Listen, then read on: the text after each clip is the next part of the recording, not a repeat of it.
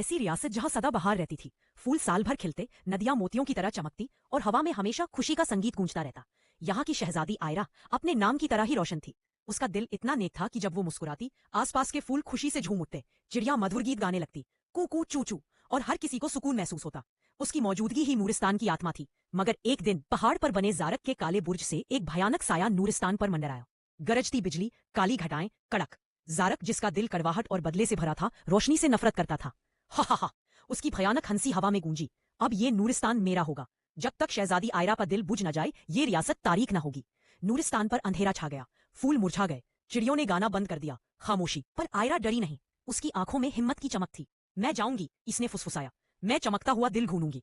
वह जादुई जंगल की ओर चल पड़ी। जंगल में पेड़ इतने ऊंचे थे कि आसमान नहीं दिखता था। धुंध छाई थी। रास्ता मुश्किल था। अचानक उसने एक झाड़ी के पास से फटफड़ाहट सुनी।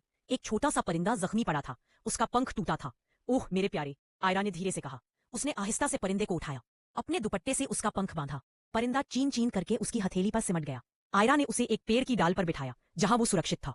वो आगे बढ़ी और फिर उसे एक बच्चा रोता हुआ मिला। ऊह माँ। बच्चा अपनी माँ से बिछड़ गया था। मत रो प्यारी, आयरा ने बच्चे के सिर पर हाथ फेरा। मुझे डर लग रहा है, बच्चा सुबका। आयरा ने उसे गोद में लिया, एक लोरी गुनगुनाई। हम। बच्चे ने अपना सिर उसके कंधे पर रख दिया और थोड़ी देर में उसकी आंख लग गई। आयरा ने उसे पास के गांव तक पहुंचाया और उसकी मां को ढूंढने में मदद की। शाम ढल चुकी थी। आयरा थक चुकी थी, पर उसने हिम्मत नहीं हारी। तभी उसे एक बूढ़ी औरत मिली जो लकड़ियां इकट्ठा कर रही थी, पर उसके पैर में मोच आ गई थी। बेटी, दर्द से जान निकली जा रही है, बूढ़ी औरत ने कराहते हुए कहा। क्या तुम मेरी मदद करोगी? जरूर, आयरा ने कहा। उसने बूढ़ी औरत की लकड़ियां उठाई और उसे उसके घर तक पहुंचाया।